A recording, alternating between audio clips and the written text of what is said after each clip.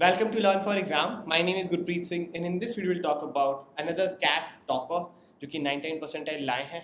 With me is Rishabh. Welcome to Learn for Exam, Rishabh. Thank you for sharing your journey. So मेरा पहला question सबसे पहले आपसे रहेगा कि आपकी प्रोफाइल क्या है, 10th 12th ग्रेजुएशन और वर्क एक्स अगर है तो क्या है. Okay, sure. So, abhi tak my profile is really good. In 10th, I got around 93 percentage. In 12th, 92.6. Then in graduation, I was my batch topper, and I bagged at 9.36 DGPA. And after that, I joined an IT firm, and I've been working there since past 3.5 years. So, yeah, this is what the profile is. CAT आपने जैसे मुझे बताया कि 3 बार आप दे चुके हो, ठीक है. तो Right. तीनों बारी में पहली बारी आपकी 90 आई है, फिर आपने 94 स्कोर किया, 99. ये तीनों बार में आपने क्या क्या चीज़ें लर्न करी कि 90 से पहले 94 पे पहुंचे, फिर 94 से 99 पे पहुंचे. हर बार आपने बढ़ाया है ये स्कोर. तो क्या आपने इन द मीन अपनी जो जर्नी है 3 साल की, जो आपने कैट के साथ 3 साल दिए हैं, उसमें क्या आपने सीखा? एक चीज सीखा कि whenever you are dedicated towards something, so that you'll achieve it. So the most promising thing in my life or in my these 3 years was that I was consistent. कि हाँ भाई CAT crack करना है. First point. That too, after consistency, you have to practice because practice is what makes you perfect. Since मैंने पहली बार दिया तो पहली बार I saw कि हाँ I could get 95 plus in quants and LRDA, but English में I was lacking. I got around 80 sometimes, 80 or 79 exactly, don't remember. After that I started reading newspapers कि हाँ at least 2 hours देने हैं अपने newspaper को because that is what will make you good in English VARC. Apart from that RC, just pick 5 RCs daily. That's it. That will change your game at the D-Day. That's for all. Pick 5 RC daily for QA VRC. Pick 5 LRDI puzzles daily for LRDI. And quants तो as you learn, because quants is what you learn and then practice. तो आप ये parallelly करते चलो, and that will definitely change your marks or scores at the D-Day. Okay. And how was the feeling when you get to know कि okay 99 percentile आ रहा है, जब आपने स्कोर रॉ स्कोर कैलकुलेट किया eight that point of time percent printer में डाला हुआ कि कितनी आ जाएगी, तो क्या फीलिंग रही कि हाँ आई गेट इट, और what was the feeling at that point of time? Actually अलग अलग डायरेक्टर्स अलग अलग बता रहे थे. कुछ बोल रहे थे 99 क्रॉस करेगा, कुछ बोल रहे 98 पे आके स्टैग्नेंट हो जाएगा. तो at that point of time हाँ एक खुशी थी that finally achieve that what I wanted, 98 plus और 99 प्लस. तो हाँ really good feeling. Apart from that एक दिमाग में आया now what are the calls that I will get, like being a candidate with 3.5 years of work, will I get calls from Holy Trinity or not, or will I get calls from XYZ colleges or not.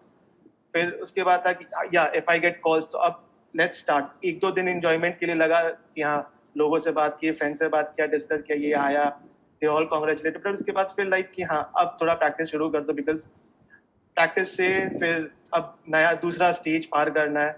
तो GDPI पार करने के लिए फिर से अब you have to get to know yourself कि हाँ कितनी अच्छी आपको अपने बारे में चीजें पता है, बिकॉज वहां पे आपको सच बोलना है. And they are the professor that take your interview. They are like really good at it, and they will catch you in seconds कि हाँ whether you are real or you are faking things up. तो फिर हाँ उस पे आप self introspection करने पे भी लगा कि हाँ these are the things which I like, these are things that I don't like, these are my good points, these are my weaknesses है तो उस पे काम करना है और धीरे धीरे उसको भी स्ट्रॉन्ग करना है ताकि at the end of the day GDPI के दिन things go well. अच्छा एक चीज़ बताओ, एज अ स्टूडेंट आपने पहली बारी 90 परसेंटेज लाए थे, तब आपने ऐसा क्यों नहीं सोचा कि मैं किसी कॉलेज में चला जाऊँ? वाई यू आर लाइक कि नहीं मेरे को तो अच्छे में ही जाना है, टॉप. जैसे कि आपने कैट दिया है, मैंने जैड दिया, इसके अलावा आपने कोई एग्ज़ाम दिया ही नहीं. तो इन दोनों में भी आप कह रहे हो कि आपने सिर्फ टॉप के फॉर्म ही भरे. तो वो ऐसा क्या रीज़न है कि आपको सिर्फ टॉप में जाना है और बाकियों में नहीं जाना, मतलब सेटल डाउन नहीं होना, जैसे कि KJ Somaiya, GIM, there are also good campuses. Okay, why do want to settle by this way कि हाँ यार चलो जो मिल गया चले जाते हैं, टेक अ ड्रॉप, या फिर मतलब इसको छोड़ो बस ले लो, मैं अपनी लाइफ में आगे बढ़ना चाहता हूँ. ऐसा क्यों नहीं आया? एक्चुअली पॉइंट ये है कि बचपन से I am good at studies, तो ऐसा रहा है कि हमेशा से टॉप टॉप टॉप ही मिला है. तो maybe that might be a reason कि अब जो आगे भी चाहिए वो टॉप का ही चाहिए, अदरवाइज सेटल फॉर लेस का चीज है ही नहीं. तो यही स्ट्रैटेजी यही दिमाग में रहा होगा, दैट्स व्हाट. इसका कोई फर्म आंसर मेरे पास है नहीं, बट हाँ this is what I can relate to कि हाँ पास्ट हिस्ट्री में 10th That 12th is और the ग्रेड में भी I been good. that means तो that you that have legacy a is following. mindset कि माइंडसेट ही ऐसा बना हुआ है कि जाना है तो बेस्ट में जाना है, वरना तो नीचे का ऑप्शन होता ही नहीं। That is the correct mindset ना, करेक्ट, यही कि हमें बेस्ट ही चाहिए, नीचे का नहीं चाहिए। Great, that's true. That's nice. अच्छा, अगर लेट्स सपोज कैट में भी 97 या 95 ही आ जाता, तो फिर प्लान बी क्या होता, क्योंकि वर्क एक से ज़्यादा हो जाता फिर। हाँ, that is true. Plan B उसके लिए भी था। आई हैड दैट थिंग कि अभी I am doing good at my work place, तो यहाँ पे भी आई एम बेस्ट, तो definitely I would have continued this for more 2-3 years more, and I would have appeared for GRE, और GRE से फिर बाहर जाके कुछ ना कुछ करना होता। तो ये भी सेट था, but for God's grace like this year I cracked it and अच्छा आ गया, तो आ दैट्स गया। Great, that's great. So you are joining which college, अभी कुछ फाइनलाइज किया है या अभी कुछ वेटेड हैं जो रिजल्ट्स हैं, उसमें से क्या क्या आपके पास है अभी? राइट नाउ अभी तक तो शिलोंग इज कन्वर्टेड, तो that is a main thing, but apart from that बहुत सारे वेट लिस्टेड है, like as I said XL wait list पे है, I am Lucknow wait list पे है, एंड एसजेएम वेट लिस्ट पे है। तो these 3 colleges I am looking forward to as well. Okay, तो इन दिनों में से अगर कोई आया तो I am Shillong you leave and you will join. या आईआईटी बॉम्बे तो मुझे लगता है बहुत लोग ज्वाइन कर रहे हैं, क्योंकि उसकी फीस काफ़ी कम है as compare to the IIMs, and that is true. College is doing great. Definitely बहुत अच्छा कर रहा है वो कॉलेज, उनके पास काफ़ी तगड़े नेटवर्क बनने वाले हैं आगे। All right, any tip for the students और द अपकमिंग स्टूडेंट्स, या फिर उनके लिए जो सोचते हैं कि less let's settle for the less, any tips for them?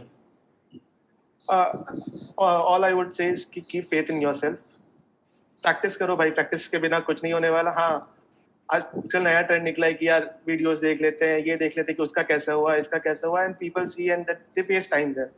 वो टाइम वेस्ट नहीं करके इफ यू प्रैक्टिस, तो कल को तुम इंटरव्यू दे रहे होगे। That's what I will say. That's really motivating, कल को तुम इंटरव्यू दे रहे होगे। ओके, सबसे इम्पोर्टेंट है कि जब आप कैट की तैयारी कर रहे हैं तो एक माइंडसेट में चीज़ें रहती हैं कि यार मेरा ना ये चैप्टर नहीं हुआ तो मैं मॉक नहीं देता, या फिर मेरा ये सेक्शन मैं पूरा कर लूँगा। जैसे क्वांट है, क्वांट में अगर मैं बात करूँ तो अर्थमेटिक है, अलजेब्रा है, मॉडर्न मैथ्स है, ज्योमेट्री है। तो स्टूडेंट को होता है सर अभी तो मैंने सिर्फ अर्थमेटिक ज्योमेट्री खत्म करी है, अलजेब्रा तो करी नहीं, मैं नहीं दे रहा अभी mock. Do you think so ये सही है, या फिर आपको मॉक देने चाहिए, और कब से देने चाहिए? व्हाट आई थिंक इज, देखो मॉक तो आपको जनरली जहाँ पे भी मिलता है आपको 30+ मॉक्स मिलते ही हैं जनरली, तो you should start taking test from around March. तो आपका पूरा सिलेबस कंप्लीट नहीं हुआ, बट धीरे धीरे दिया करो।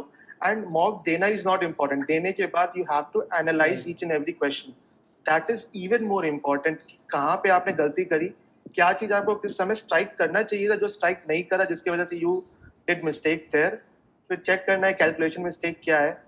फिर एक चीज जो मेरे को प्रॉब्लम हुआ था, वीआरसी पे ऐसा होता था कि 4 ऑप्शन से 2 ऑप्शन तो मैं ऐसे ही रिजेक्ट कर देता था, अब 2 में कंफ्यूजन होता था। एंड पहली बार ऐसा होता था कि जो गलत वाला है वही मार्क करता था और सही वाला छूट जा रहा था। वो तो वो क्यों हो रहा है, उस पर एनालिसिस करना बहुत जरूरी है। तो अगर आप मॉक दोगे ही नहीं तो how will you analyse it.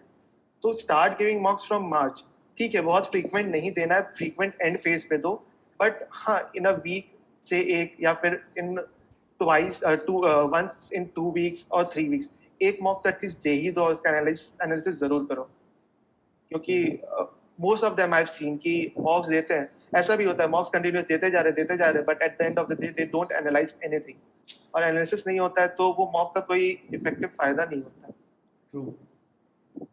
Thank you, Rishabh. Thank you for sharing your journey with welcome, us. And best of luck for your future. And I hope जो आपकी wait listed है वो convert हो जाए and you can join your dream college. And all the best. Thank you. Thank you, And thank you जितने भी सो लोग much. देख रहे हैं, please hit the like button. If you like this video, share this video with your friends and comment down below if you enjoyed the video. Thank you very much. Bye bye.